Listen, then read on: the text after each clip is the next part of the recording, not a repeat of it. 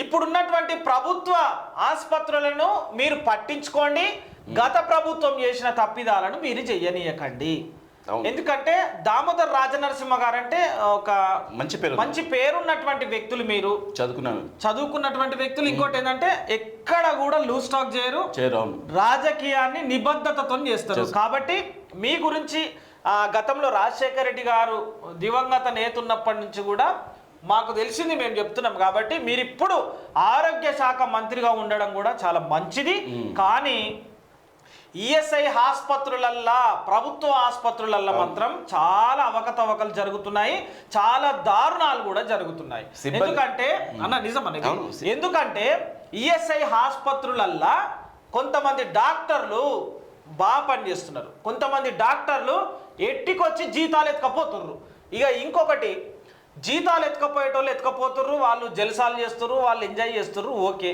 కానీ ఆసుపత్రికి ఈఎస్ఐకి ఆసుపత్రికి ఓడొస్తాడు, బలిసి కొట్టుకున్నాడు రాదు కదా.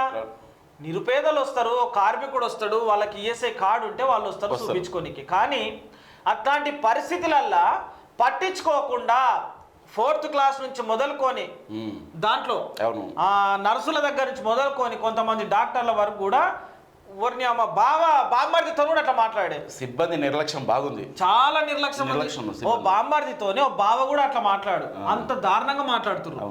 ర్యాష్గా కొడుకులు ఈ అవామాయిలు ఎందుకు మాట్లాడుతురో ఏందో నాకు అర్థమైతలేదు. విద్య వైద్యం కావాలని చెప్పి అందరి న్యూస్ ఛానల్ నుంచి మేము పోరాటం చేస్తున్నాం.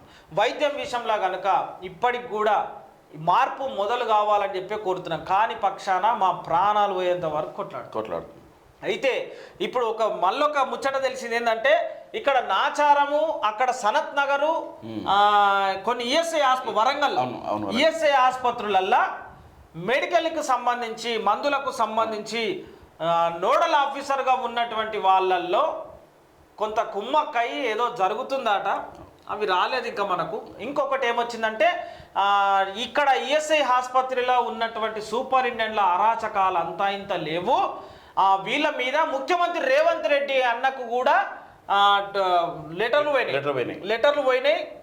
ఎవరు పంపినో ఏదో తెలియదు కానీ, పేరు లేదు ఊరు లేదు కానీ ఎవరెవరిని హరాస్మెంట్ చేసింది సూపరింటెండెంట్ ఏమైందని ఒక 14 అంశాలను పొందుపరిచి ఆ లెటర్ని కూడా ముఖ్యమంత్రి రేవంత్ రెడ్డికి పంపించడం జరిగింది, సంబంధిత ప్రిన్సిపల్ సెక్రటరీలకు పంపించడం జరిగింది, సంబంధిత అధికారులందరూ కూడా దీనిపైన ఎంక్వైరీ చేసి చర్య తీసుకోమని పంపించడం జరిగింది. కానీ చర్య తీసుకుంటారా, లేకపోతే అసలు ఈ ఆసుపత్రులల్లా కరెక్ట్గా వచ్చి డ్యూటీ టైంకి వచ్చి పని చేయకుండా ఈ కక్షపూరిత రాజకీయాలు చేస్తున్నటువంటి వాళ్ళు ఎవరు?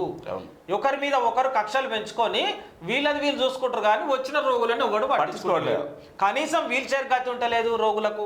అసలు చాలా చూసా కూడా కేర్లెస్, ఉంచుడు పట్టించుకునేది లేదు, అంత ఆగమాగం.